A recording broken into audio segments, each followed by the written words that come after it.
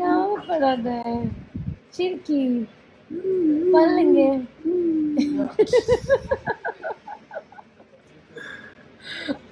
TTF வாசனோட பர்த்டேக்காக அவருடைய fans side இருந்து நிறைய பேர் வந்து நிறைய விதமான விஷயத்தை ஃபோட்டோஸ் மூலியமாகவும் மீம்ஸ் மூலியமாகவும் வீடியோஸ் மூலியமாகவும் வந்து கன்வே பண்ணிட்டு இருந்தாங்க. அதே வகையில் தான் வந்து டிடிஎஃப் வாசனுடைய ஃபேவரட் ப்ளஸ் அவருடைய கேர்ள் ஃப்ரெண்ட் என சொல்லப்படக்கூடிய ஷாலின் ஜோயா அவர்களுமே வந்து அவங்க சைடு இருந்து வந்து விஷயத்தை வந்து கன்வே பண்ணியிருந்தாங்க.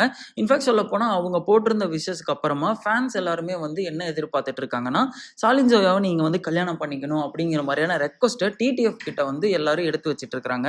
ஃபேன்ஸ் மத்தியில் சர்க்குலேட் ஆகிற வகையிலேயே வந்து டிடிஎஃப் வாசனும் வந்து ஷாலின் ஜோயா மேல ஓவர் பொசசிவ் ஆகிற மாதிரியான ஒரு சில விஷயங்களும் வந்து நடந்துட்டு இருக்குது.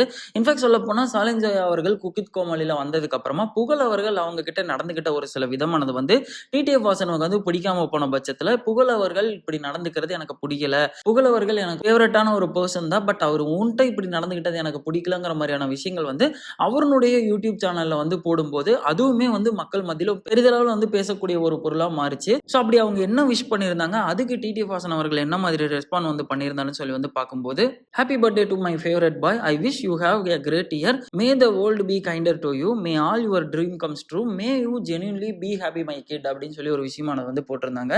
ஸோ இந்த பி ஹாப்பி மை கிட் அப்படின்னு சொல்லி வந்து போட்டு அவங்களுக்கு விஷஸ் தெரிவிச்சிருந்திருக்கு. டிடிஎஃப் வாசன் அவர்களோட சைடு இருந்து தேங்க்யூ மை ஃபேவரட் அப்படிங்கிற ஒரு விஷயத்தையும் வந்து ஷேர் பண்ணியிருந்தாரு. ஸோ சிடபிள்யூசி ஃபேன்ஸ் மத்தியிலும் சரி, டிடிஎஃப் வாசனுடைய ஃபேன்ஸ் மத்தியிலும் சரி, இவங்களோட காதலை பத்தி எந்த அளவுக்கு வந்து பேசக்கூடியதா மாறி இருக்குதோ அதே வகையில தான் வந்து இதுக்கு முன்னாடி குக்கித் கோமாளி சீசன் 1ல இருந்து சீசன் 4 வரைக்கும் டைரக்ட் பண்ணியிருந்த பார்த்திபன் கூடவே அதுல ஒரு சீசன்ல ஒன் ஆஃப் த கண்டஸ்டண்டா வந்திருந்த அம்மு அபிராமி அவர்களையுமே வந்து ஒரு கப்புள்ஸா வந்து இப்போ எல்லாருமே வந்து பார்த்துட்டு இருக்காங்க. ஸோ அவங்களோட காம்போவை பத்தியுமே வந்து அவங்களோட காம்போவானது காதலை தாண்டி கல்யாணம் வரைக்கும் வந்து போனா நல்லா இருக்கும்னு சொல்லியும் வந்து ஃபேன்ஸ் மத்தியில பேசக்கூடிய விஷயமா தான் வந்து மாறி இருந்திருக்குது. ஸோ 2 கப்புள் சைடு இருந்துமே வந்து நாங்க இந்த மாதிரி வந்து காதலிக்கிறோம், திருமணம் பண்ணிக்க போறோம் அப்படிங்கிற மாதிரி எந்த ஒரு கன்ஃபர்மேஷனுமே இப்போ வரைக்கும் வந்து கொடுக்காம தான் வந்து இருக்கிறாங்க. ஒருவேளை இந்த கப்புள்ஸை பத்தி நீங்களும் வந்து பார்த்துட்டு இருக்கீங்க அப்படிங்கிற மாதிரி இருந்துச்சுன்னா அதை பத்தின உங்களுடைய கருத்துக்களை கீழே இருக்க காமெண்ட் பாக்ஸ்ல வந்து தாராளமா எல்லாத்துக்கூடயும் ஷேர் பண்ணிக்கோங்க.